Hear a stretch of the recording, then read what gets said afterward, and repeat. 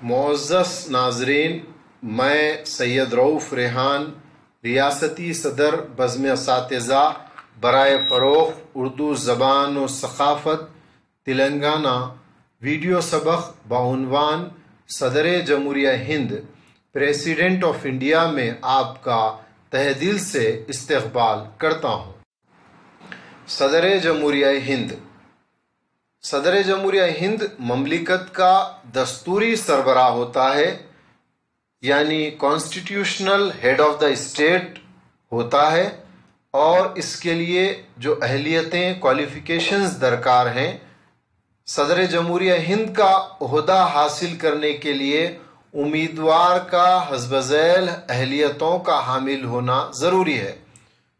वो हिंदुस्तान का शहरी हो, वो 35 साल की उम्र मुकम्मल कर चुका हो, वो ऐवान आम यानी लोकसभा के रुकन की हैसियत से मुंतखब होने की अहलियत रखता हो, वो मरकज़, रियासत या मुकामी हुकूमतों में किसी नफ़ा बख्श ओहदे पर फायज न हो।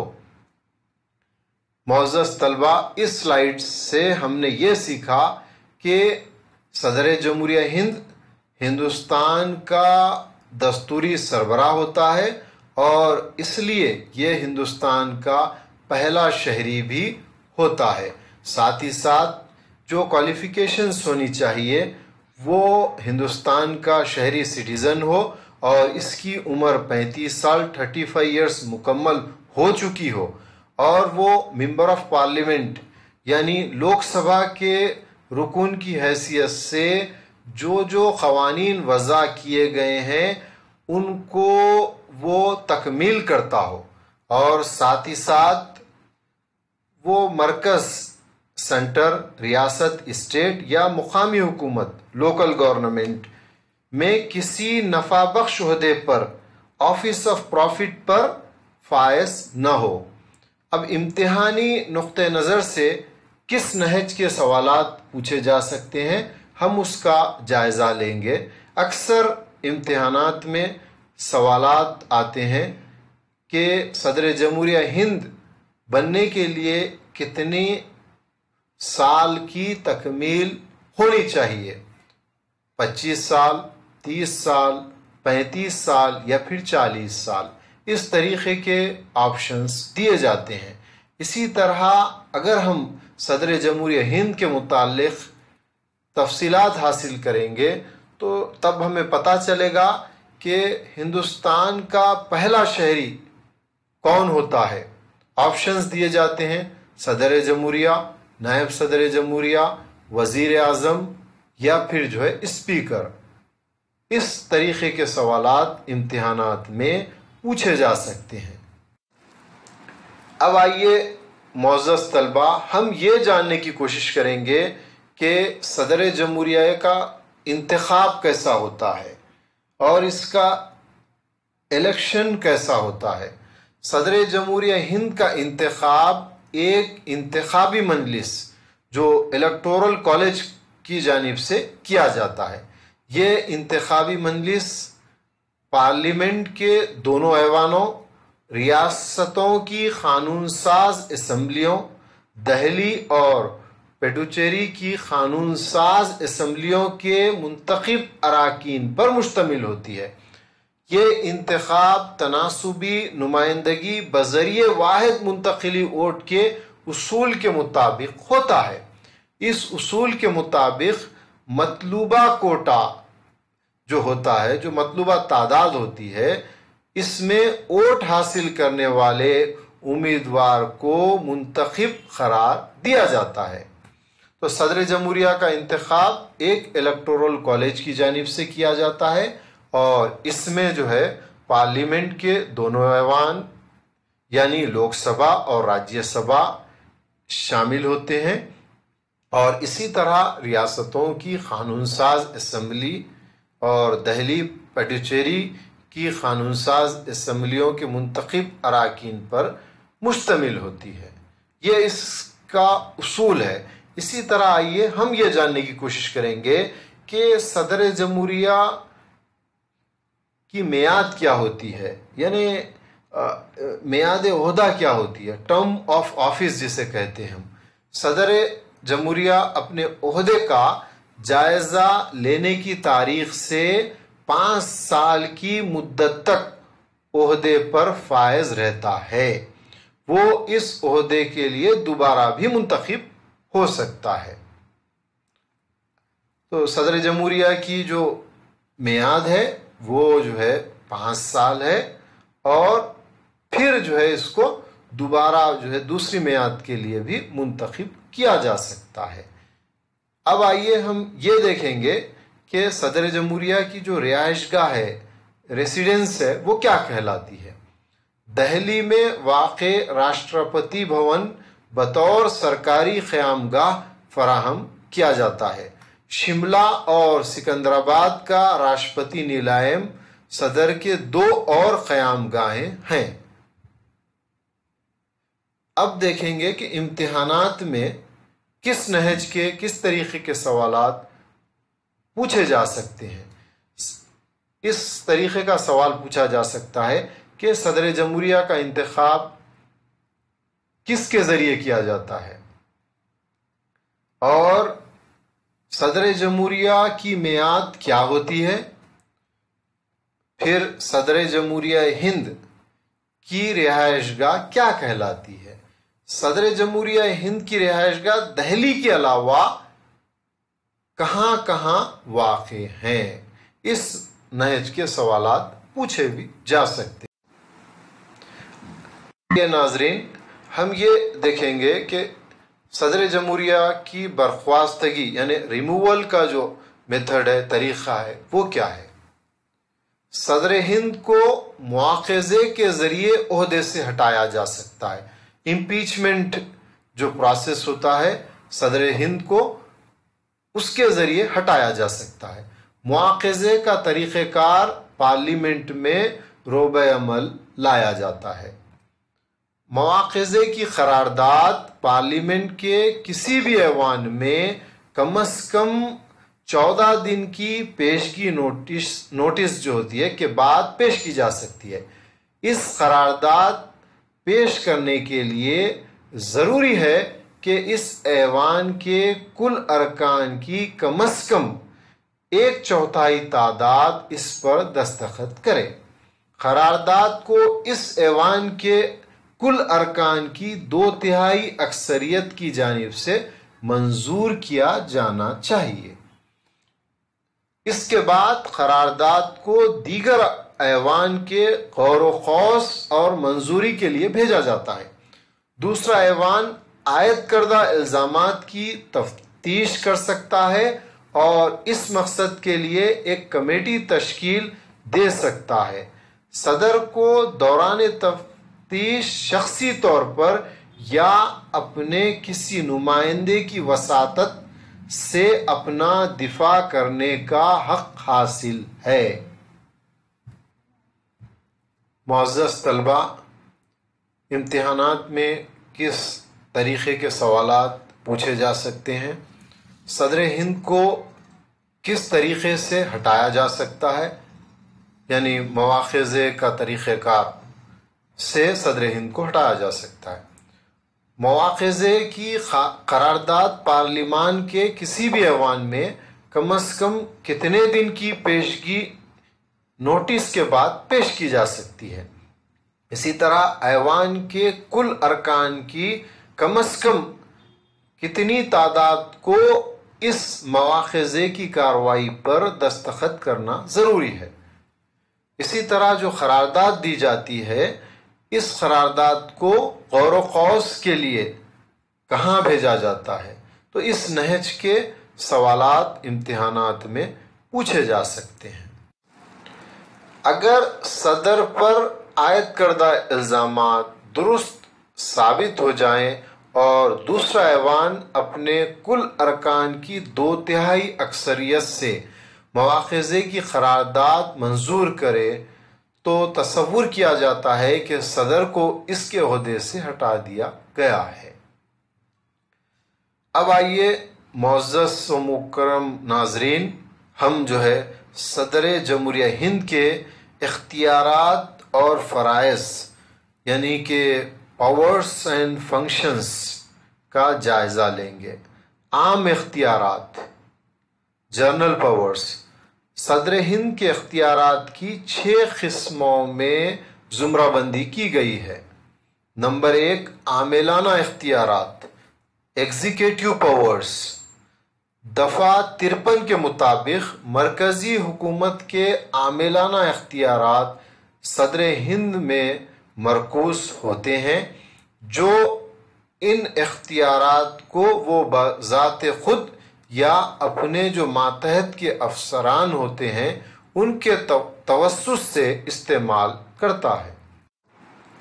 بحیثیت عاملہ کے سربراہ کے صدر ہند کئی تقررات کو انجام دیتا ہے، جن میں سے چند وزیر اعظم، پرائم منسٹر، مرکزی مجلس وزراء، کیبنٹ منسٹرز، ریاستی گورنرز، سپریم کورٹ اور ہائی کورٹس کے ججز، آئینی قانونی کمیشنوں، election commission, union public service commission کے صدر نشین اور ارکان وغیرہ شامل ہیں۔ قانون سازی کے اختیارات، لیجسلیٹو پاورز۔ دفعہ آرٹیکل 79 واضح کرتا ہے کہ مرکزی مقننہ پارلیمان یا پارلیمنٹ کے دونوں ایوانوں پر مشتمل ہے۔ صدر مرکزی مقننہ کا لازمی جز ہے۔ صدر دونوں ایوانوں کو طلب کرنے اور ملتوی کرنے کا اختیار رکھتا ہے۔ مجلس وزراء کی سفارش پر لوک سبھا کو تحلیل بھی کر سکتا ہے۔ کسی بھی مسودہ کی منظوری میں نااتفاقی کی صورت میں صدر دونوں ایوانوں کا مشترکہ اجلاس طلب کرتا ہے۔ وہ لوک سبھا کے عام انتخابات کے بعد اور ہر سال کے پہلے اجلاس کی ابتدا پر پارلیمنٹ کے دونوں ایوانوں کو مخاطب کرتا ہے۔ اگر امتحانی نقطہ نظر سے دیکھیں تو امتحانات میں اکثر اس قسم کے سوالات پوچھے جاتے ہیں کہ وزیر اعظم کا تقرر کون کرتا ہے، یا پھر سپریم کورٹ کے ججز کا تقرر کس کے ذریعے ہوتا ہے، اور ریاستی گورنرز کو کون نامزد کرتا ہے۔ اس طریقے کے سوالات امتحانات میں پوچھے جاتے ہیں۔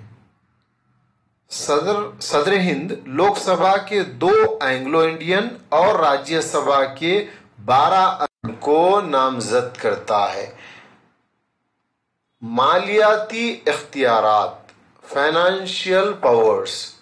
صدر ہر مالیاتی سال کا آغاز پارلیمان یا پارلیمنٹ کے دونوں ایوانوں کے سامنے حکومت ہند کے سالانہ بجٹ کی پیشکشی کے ذریعے کرتا ہے۔ وہ ہندوستان کے جمع فنڈ کا استعمال کرتا ہے۔ صدر کی قبل از منظوری کے بغیر حکومت کے مالی تفرقات یا فروغ وسائل کی تجاویز پارلیمنٹ میں داخل نہیں کی جا سکتی۔ صدر ہر 5 سال بعد مالیاتی کمیشن کے صدر نشین اور ارکان کا تقرر کرتا ہے۔ اسی طرح اگر ہم دیکھیں تو عدالتی اختیارات جو ہونے چاہیے صدر ہند کو کس نہج کے حاصل ہیں۔ صدر ہند سپریم کورٹ اور ہائی کورٹ کے چیف جسٹس اور دیگر ججز کا تقرر کرتا ہے اور ان کو عہدوں کا حلف بھی دلاتا ہے۔ وہ کسی ملزم کی سزا معاف کرنے یا ملتوی کرنے یا اس میں تخفیف کرنے یا درگزر کرنے کا اختیار رکھتا ہے۔ دفعہ 143 کے مطابق صدر کسی قومی اہمیت کے مسئلے پر عدالتی رائے طلب کر سکتا ہے۔ فوجی اختیارات، صدر ہند ملک کی مسلح افواج کا سپہ سالار اعظم یعنی سپریم کمانڈر ہوتا ہے، وہ جنگ کا اعلان یا امن کی بات چیت کر سکتا ہے۔ اب آئیے ہم ڈپلومیٹک جو پاورز ہوتے ہیں، جو سفارتی اختیارات ہوتے ہیں، وہ جانیں گے۔ صدر ہند یا صدر جمہوریہ دیگر ممالک کے لیے سفیروں کا تقرر کرتا ہے اور ہندوستان میں دیگر ممالک کے سفارتی نمائندوں کا استقبال بھی کرتا ہے۔ تمام معاہدوں اور بین الاقوامی سمجھوتوں پر صدر کے نام سے بات چیت کی جاتی ہے اور ان کو مکمل بھی کیا جاتا ہے۔ امتحانات میں اس نہج کا سوال پوچھا جا سکتا ہے کہ کون سی دفعہ کے مطابق صدر کسی قومی اہمیت کے مسئلے پر عدالتی رائے طلب کر سکتا ہے، یا پھر کون جو ہے مسلح افواج کا سپہ سالار ہوتا ہے، یا پھر دیگر ممالک کے لیے ہندوستان کے سفیروں کا تقرر کس کی جانب سے کیا جاتا ہے۔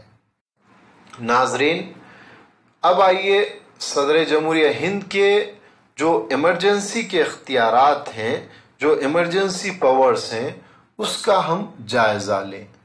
دستور ہند صدر جمہوریہ کو 3 قسم کے ناگہانی حالات ایمرجنسیز کے اعلان کا اختیار دیتا ہے۔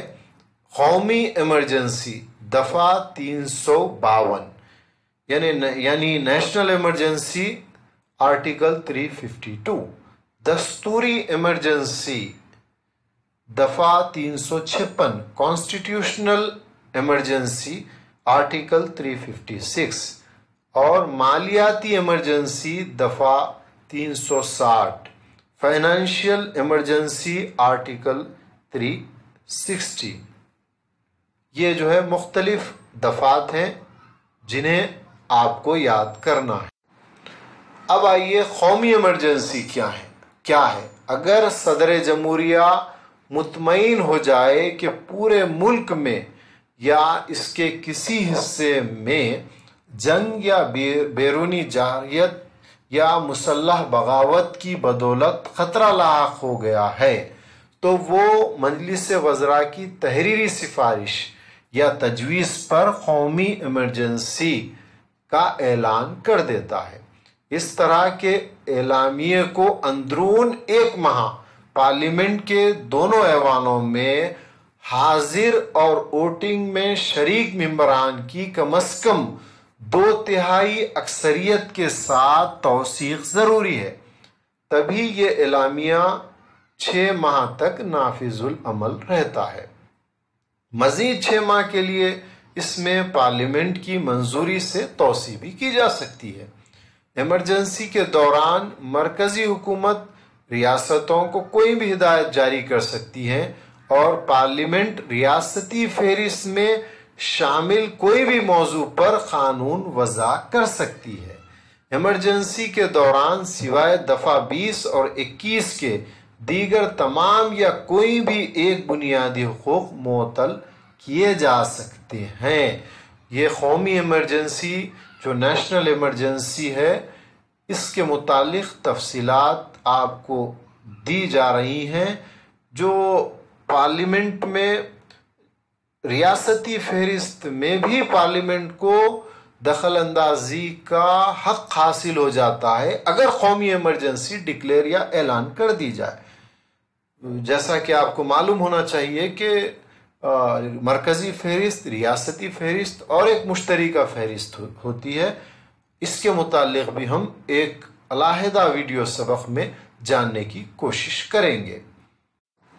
معزز ناظرین، میں سید رؤوف ریحان، ریاستی صدر بزم اساتذہ برائے فروغ اردو زبان و ثقافت تلنگانہ، ویڈیو سبق بعنوان صدر جمہوریہ ہند پریزیڈنٹ آف انڈیا میں آپ کا تہہ دل سے استقبال کرتا ہوں۔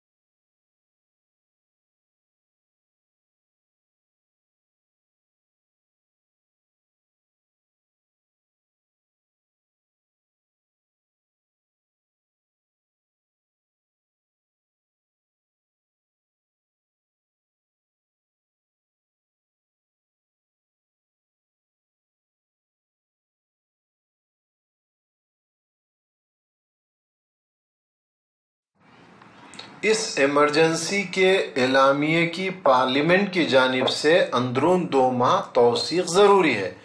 یہ 6 ماہ تک نافذ العمل رہتا ہے اور مزید 6 ماہ کے لیے اس میں پارلیمنٹ کی منظوری سے توسیع کی جا سکتی ہے۔ مالیاتی ایمرجنسی: اگر صدر مطمئن ہو جائے کہ ملک یا اس کے کسی حصے کے مالیاتی استحکام کو خطرہ لاحق ہو گیا ہے تو وہ مالیاتی ایمرجنسی کا اعلامیہ جاری کر سکتا ہے۔ اس طرح کی ایمرجنسی کے دوران مرکزی حکومت انتظامی عملے کے مشاہرات یعنی تنخواہیں اور الاؤنسز میں تخفیف لانے کی ہدایت بھی دے سکتی ہے۔ صدر جمہوریہ ہند دستوری سربراہ ہوتا ہے۔ پارلیمانی جمہوریت کی بدولت صدر مملکت کے سربراہ کے طور پر کام کرتا ہے۔